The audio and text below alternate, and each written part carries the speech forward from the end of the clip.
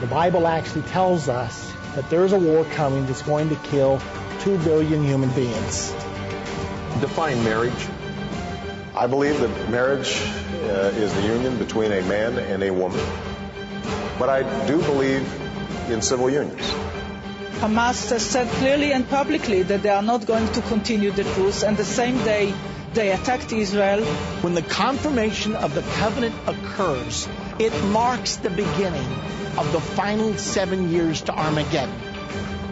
Today is Friday Open Lines. Give us a call right now, 1-877-ENDTIME.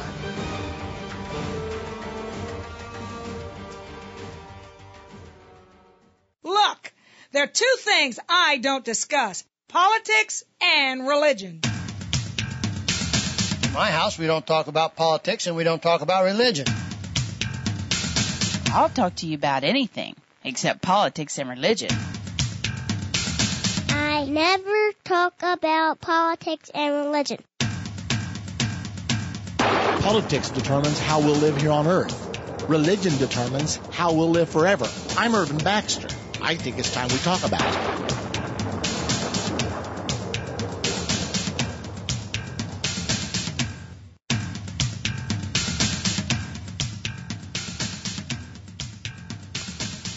Well, it's that day of the week again. It's your day. It is the time for Open Line. You're welcome to call in and ask whatever you want to ask, and I'll try to answer if I possibly can. If I cannot answer, I will say, I don't know. Nevertheless, it's been a great week here at Politics and Religion. We started out on Monday. If you will remember, it was announced that day that Castro would be appearing on radio and television to warn the world of an imminent nuclear war. He's been saying this for a few weeks now. Interesting. We're not dealing with just any person out there shooting off the cuff, but we're talking about a man who set at the power of Cuba for 50 years. His brother now is there. I'm assuming that he could take it back if he so chose. He rubbed shoulders with such people as Chavez and other world leaders that would be talking in his ear. He also is close to Iran and Mr. Ahmadinejad. So for him to be warning of a possible nuclear war, we have to take that with a level of seriousness. Oh, by the way, if you'd like to be on the program with us today, the number to call is 877-END-TIME. That's 877-363-8463. Now let me give it to you one more time so that you can make sure to get it. It's 877-363-8463. 877-END-TIME, same thing. On Tuesday, we interviewed Mr. William Jasper, and he spent a lot of time talking about the Socialist International, and especially was interesting the prominent role that Socialist International has played in the environmental movement since its inception way back in, 1972, the first big environmental conference. Socialist International had been on the front row all the way. And there goes one world government. And now it comes out that the goal of the environmental movement is a one world governmental system. I wonder if that's a coincidence or if perhaps we're talking about one and the same. So a lot of interesting things we've been talking about this particular week.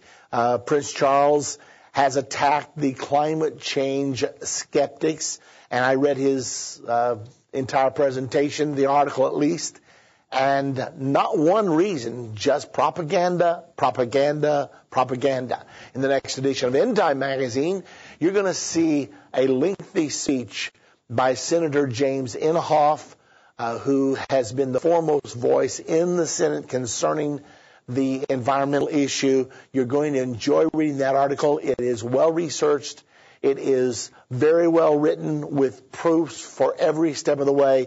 I think you're going to really enjoy the article. It is called Global Warming Alarmism. And so that's something to look forward to. If you are not yet a subscriber to Endtime Magazine, right now is the time to do that. There's an article in this issue of Endtime that you should not miss.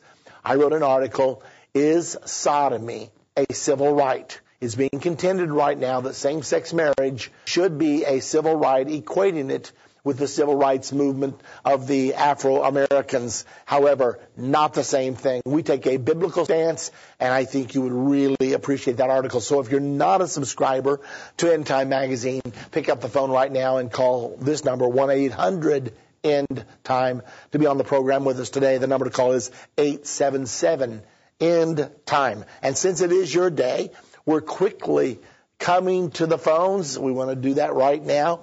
And calling from Indiana. Hello, Todd. Welcome to Politics and Religion. Hello, Irvin. This is Michael. Todd, I would just want to talk about NATO and just the fact that I had done some reporting on Papa Air Base for NATO Strategic Airlift in Papa Air Base in Hungary last July 27th. And I want to just reveal the fact that NATO has a headquarters in Norfolk, Virginia, and it's working in conjunction with the United Nations in New York and also the European Union delegation in Washington, D.C.